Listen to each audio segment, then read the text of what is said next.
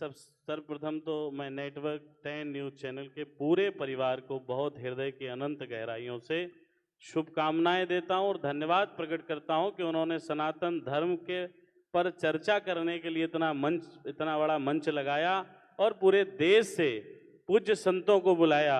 मैं समस्त पूज्य संत जो मंच पर विराजमान हैं और हमारे सम्मुख विराजमान हैं, मैं सभी के श्री चरणों में साष्टांग दंडवत प्रणाम निवेदित करता हूं।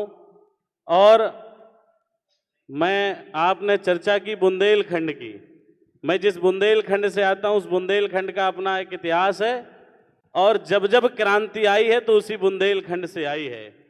चाहे भारत की स्वाधीनता की क्रांति आई हो और चाहे सनातन की स्वाधीनता की क्रांति आई हो, सारी क्रांतियों का आगाज उस बुंदेलखंड की धरती से होता है।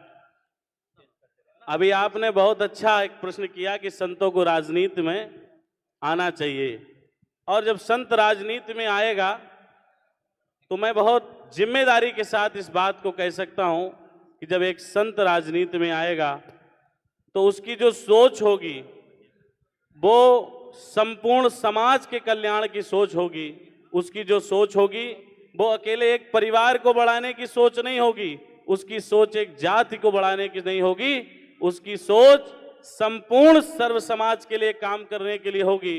और उसका उदाहरण उत्तर प्रदेश के यशस्वी मुख्यमंत्री योगी आदित्यनाथ जी हैं। जब कोविड काल में उनके पिताजी का शरीर छूट गया और लोगों ने कहा कि अब तो योगी जी अपने घर और गांव जाएंगे, योगी जी ने कहा कि हमारा पिता और हमारा परिवार उत्तर प्रदेश की 25 करोड़ जनता है, मैं सबसे पहले 25 करोड़ जो जनता है उसकी चिंता करूंगा। और योगी जी अपने पिता के दाह संस्कार में नहीं गए। ये उसका सबसे बड़ा उदाहरण है कि योगी जी के लिए पूरा उत्तर प्रदेश सबसे वही परिवार है, वही उनका घर है। और मैं अभी आप चर्चा कर रहे थे कि अब सनातन की चर्चा नहीं होगी तो कब होगी, ये हिंदुत्व की सदी है। और मैं बहुत जिम्मेदारी के साथ नेटवर्क 10 पर कह रहा हूं, आजकल एक बहुत सुंदर एक आलाप संविधान का चल रहा है देश के अंदर। मैं उन बेवकूफ़ों से कहना चाहता हूं जो संविधान का आलाप लगाए हैं, एक संविधान की छोटी सी पुस्तक लेके तमाशा बनाए हैं।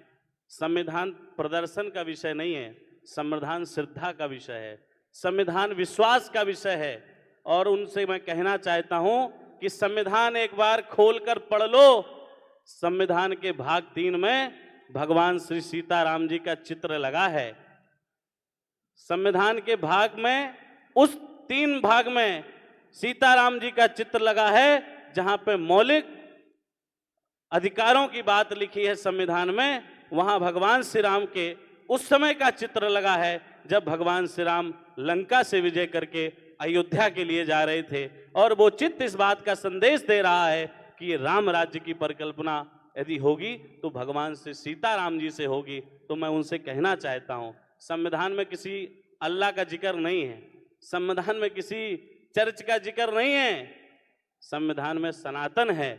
और उस संविधान में एक चित्र और है श्री हनुमान जी का, और वो चित्र है जब हनुमान जी लंका मां सीता की खोज करने जा रहे थे। एक चित्र और है भगवान श्री कृष्ण का, जब भगवान श्री कृष्ण गीता का उपदेश अर्जुन को दे रहे थे। तो मैं उन मूर्खों से कहना चाहता हूं कि एक बार उस संविधान के पन्नों को, उस संविधान की मूल प्रति मंगा लो, और ना मंगा पाओ तो बता देना, एड्रेस भेज देना, मैं तुम्हारे घर पे कोरियर करवा दूंगा। और उस संविधान को एक बार पढ़ लो। इतने दिनों से संविधान चिल्ला चिल्ला कर संविधान पर विश्वास करने वाले लोगों, इस संविधान में सेकुलर शब्द चोरी से डाला गया। ये भारत सनातनियों का है, भारत राम का है, भारत कृष्ण का है, ये भारत राम कृष्ण और महात्मा गौतम बुद्ध की धरती है, ये किसी और की धरती नहीं है। और योगी जी ने इस बात को स्पष्ट अभी सदन में कहा है कि यहाँ राम कृष्ण की परंपरा चलेगी, यहाँ पर औरंगजेब और बाबर की परंपराएं नहीं चलेंगी। और मैं देश के यशस्वी प्रधानमंत्री आदरणीय नरेंद्र मोदी जी को बहुत हृदय से धन्यवाद देना चाहता हूं कि हिंदुत्व की सदी आई है और ये सभी पूज्य संतों के आशीर्वाद से आई है। और इस बात को प्रधानमंत्री जी और उत्तर प्रदेश के मुख्यमंत्री जी बहुत आदर के साथ सबसे कहते हैं। जी।